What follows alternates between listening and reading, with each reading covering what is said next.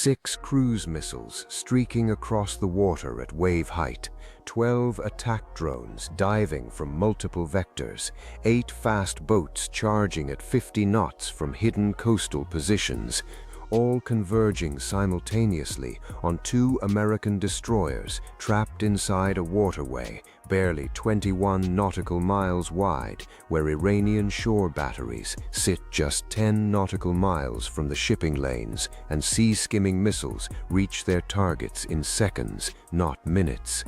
This nightmare scenario became reality on May 4th during Project Freedom, the first contested American naval convoy through the Strait of Hormuz in nearly 4 decades, and somehow both destroyers survived without taking a single hit while destroying 6 to 7 Iranian vessels and neutralizing every incoming threat. The mathematics of survival should have been impossible. One radar system attempting to track 3 completely different types of weapons arriving from air, surface, and coastal launch points simultaneously, each demanding different tracking solutions, each stealing processing power from the others, each reducing the ship's ability to respond to the remaining threats.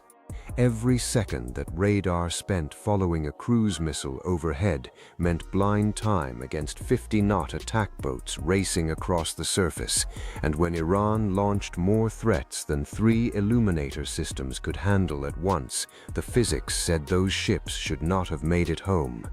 The destroyers involved were USS Mason and USS Truxtun, both Arleigh Burke-class Flight II Alpha variants carrying identical Spy-1 radar systems but with vastly different combat experience.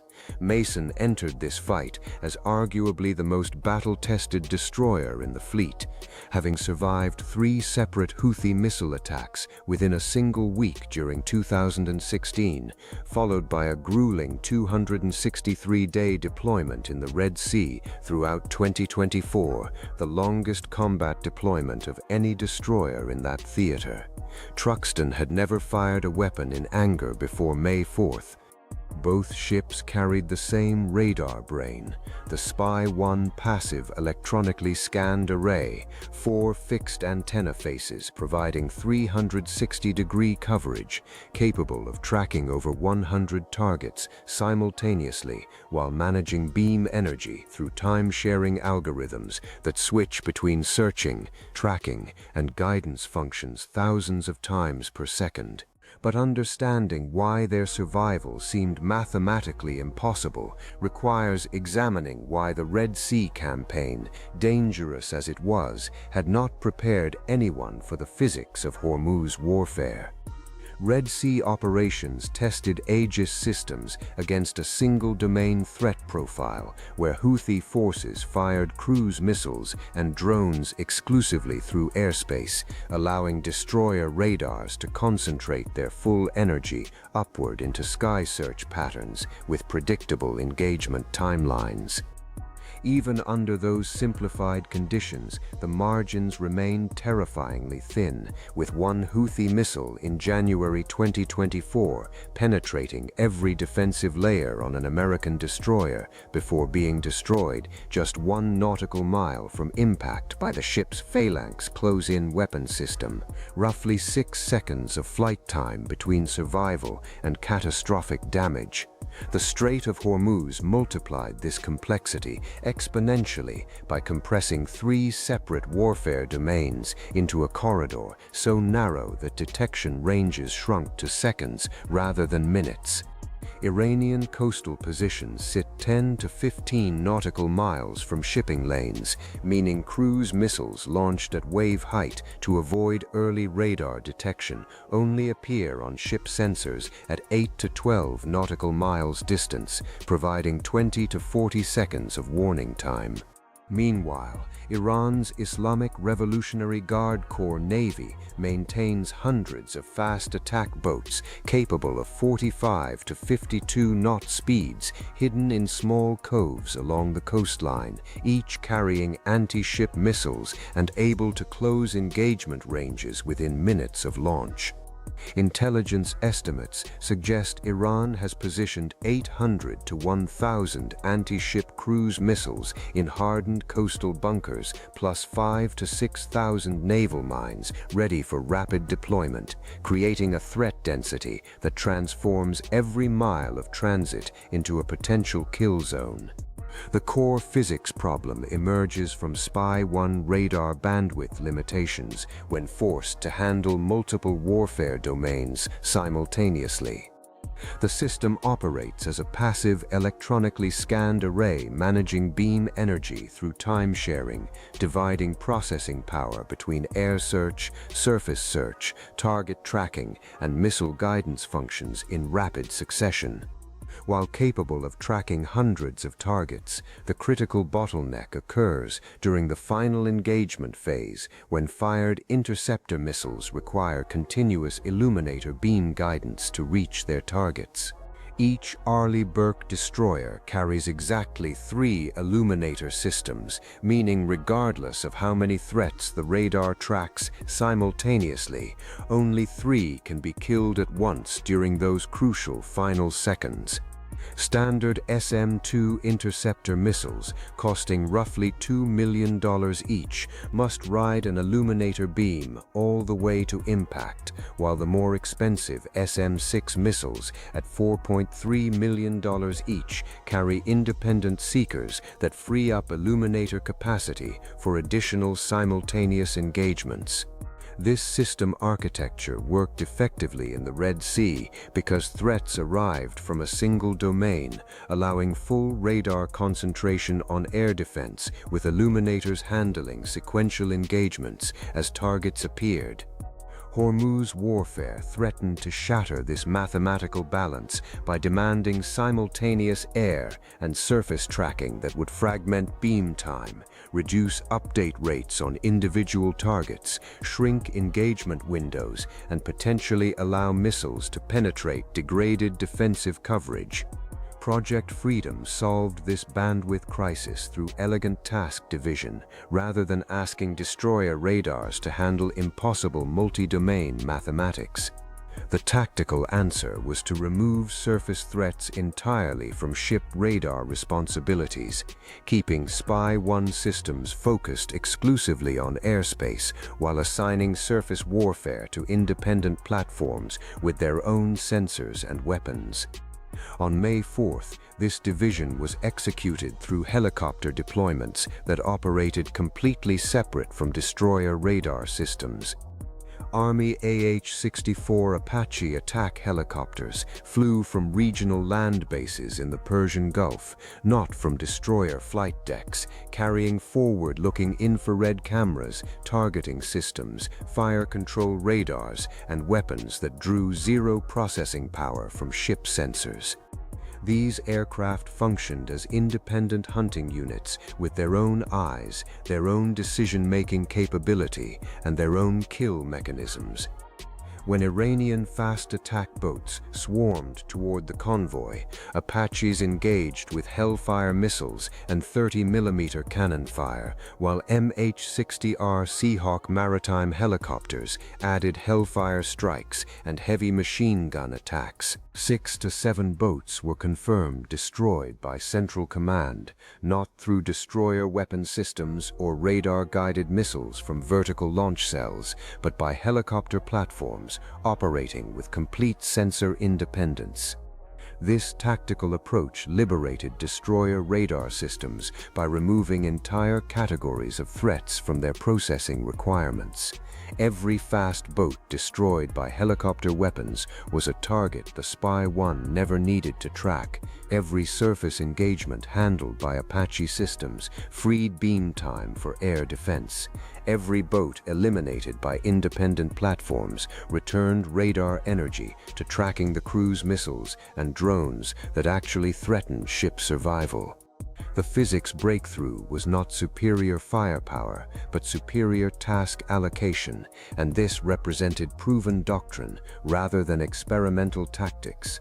During Operation Praying Mantis on April 18, 1988, the last time the United States Navy engaged Iranian forces in open combat, American Cobra attack helicopters destroyed Iranian fast attack boats in the same waters using identical principles. 38 years later, same strait, same tactical solution, different generation of weapons, identical physics. However, even with radar systems freed from surface responsibilities and helicopters handling boat threats independently, a third-layer problem remained unsolved. If Iran fired more cruise missiles simultaneously than illuminator systems could engage, more than 3 at once during terminal approach phases, some would inevitably penetrate defensive coverage regardless of helicopter support.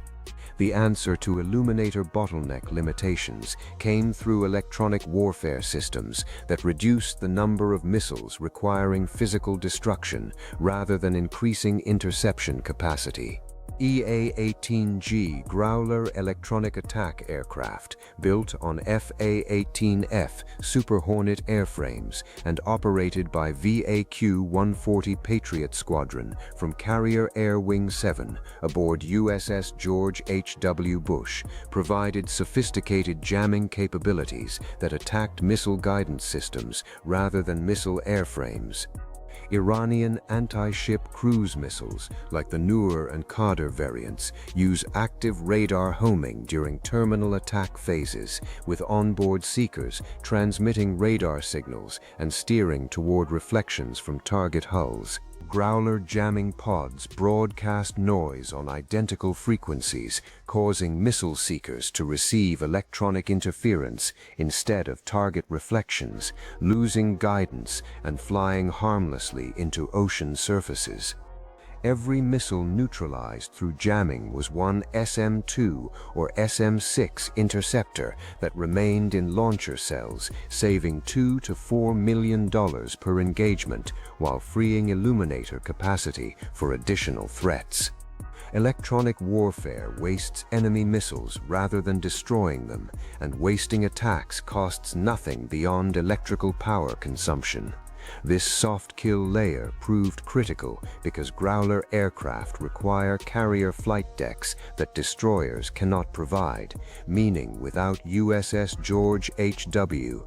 Bush positioned in the Arabian Sea, no electronic warfare coverage existed, forcing every incoming missile to face physical interception and overwhelming illuminator capacity through sheer numbers.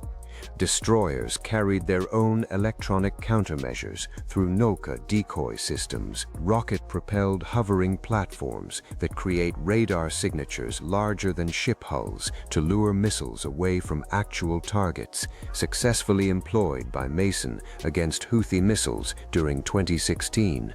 Plus SLQ-32 shipboard electronic warfare systems, providing close-range jamming and threat detection as final electronic defense before phalanx gun engagement. The complete Project Freedom defensive architecture integrated these systems into 5 distinct layers, each assigned to platforms optimized for specific tasks, rather than asking individual destroyers to handle multiple warfare domains simultaneously. Layer 1 established the outermost defensive ring through FA-18 Super Hornets from Bush Carrier Air Wing and United States Air Force F-16 fighters from regional bases at Al Udeid, Qatar, and Prince Sultan, Saudi Arabia, flying combat air patrol over the strait to intercept Iranian drones before they reached destroyer radar range, reducing air target processing requirements. Layer 2 deployed Growler electronic warfare aircraft to jam cruise missile seekers, decreasing the number requiring physical interception. Layer 3 focused Spy-1 radar systems exclusively on remaining air threats, guiding SM-2 and SM-6 interceptors against targets that survived electronic attack, with radar performing single-domain operations only.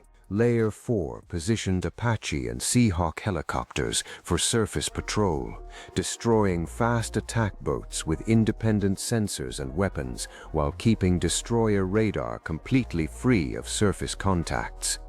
Layer 5 provided innermost defense through phalanx close-in weapon systems, Nulka decoys, and SLQ-32 shipboard jammers as final protection against anything penetrating outer layers. Phanom de Sinamden. This 5-layer zone defense succeeded completely on May 4th, with 0 American vessels struck, 6 to 7 Iranian fast boats destroyed, and every cruise missile and drone intercepted or jammed, despite Iranian state media claims that missiles struck United States warships near Jask Island, which Central Command dismissed as fiction. However, the tactical success required extraordinary resource allocation that reveals critical scalability limitations. 15,000 service members supported the operation alongside over 100 aircraft, including a complete carrier strike group led by USS George H.W. Bush with more than 60 aircraft on its flight deck, Army Apache helicopters deployed from regional bases, Growler electronic warfare jets from carrier air wings, Air Force F-16s from Qatar and Saudi Arabian bases, plus Navy FA-18s coordinating across all domains. Every SM-2 fired cost approximately $2 million. Every SM-6 cost approximately $4 million. Every Hellfire missile from Apache helicopters cost $100,000 to $150,000. And the entire defensive architecture required simultaneous operation of carrier groups, carrier air wings, land-based fighter squadrons, helicopter detachments, and complete Central Command electronic warfare systems. This represents the perfect solution and simultaneously the solution that cannot scale to routine operations. Most operational scenarios do not provide 15,000 personnel and full carrier support, with destroyers patrolling alone in the South China Sea, Taiwan Strait, and Bab el-Mandeb choke points facing identical multi-domain threats compressed onto single hulls carrying 1 radar, 3 illuminators, no Growlers, no Apaches, and no 5-layer defensive architecture. The Red Sea campaign convinced many analysts that Aegis systems could handle swarm attacks independently, but Red Sea operations only tested single-domain threats, while Hormuz tested 3 domains simultaneously, requiring an entire strike group for successful resolution. Technology solutions exist on the horizon through Spy-6 radar systems, active electronically scanned arrays with 30 times the sensitivity of Spy-1 and capability to generate multiple independent beams simultaneously, handling air tracks and surface tracks without time-sharing compromises that limit current systems. However, installing Spy-6 across the fleet requires structural surgery rather than software updates, involving cutting open superstructures, swapping cooling systems for massive power requirements, running miles of new cabling, and adding ballast to rebalance center of gravity calculations. American dry docks can process approximately 2 to 3 ships annually at this modification level, and with more than 60 Burke-class destroyers in service, complete transition extends into the late 2030s or early 2040s, limited not by Raytheon production capacity, but by steel cutting capability in American shipyards processing 2 to 3 hulls at a time. The Navy's DDG Modification 2.0 program only targets Flight 2A hulls with sufficient remaining service life to justify investment costs, meaning older destroyers including Flight 1, Flight 2 variants, and the entire Ticonderoga cruiser fleet will be decommissioned in the 2030s with Spy-1 systems still installed, their hulls too structurally compromised for radar surgery. Mason and Truxtun both carry Spy-1 today as Flight 2A vessels, and the fleet actually sailing into contested choke points will operate with bandwidth limitations for years to come, solving multi-domain threats through Project Freedom scale resource allocation, or accepting that individual destroyers in complex environments operate at the absolute edge of their physics. Until upgrades arrive, the choice remains binary: either provide full zone defense with carriers, growlers, helicopters, and fighters, or accept that destroyers alone in multi-domain environments face mathematical limitations that perfect execution cannot overcome. The physics made survival possible on May 4th, but the sailors made survival real, executing flawlessly under fire in real time inside a 21-mile corridor, with missiles arriving in seconds rather than minutes. Both Mason's experienced crew and Truxtun's untested crew performing beyond the mathematical requirements for success. The question answered by May 4th was not whether Aegis can survive multi-domain swarm attacks. It can, but whether it can survive them alone, and removing any defensive layer, the growlers, the Apaches, the fighters, breaks the bandwidth mathematics, leaving 3 illuminators against coordinated barrages and 1 radar dividing itself between sky and surface until the calculations stop working. So the next time a destroyer sails into a choke point, alone, with no carrier, no growlers, no Apaches, the critical question becomes who exactly is holding those other 4 layers when the missiles start flying.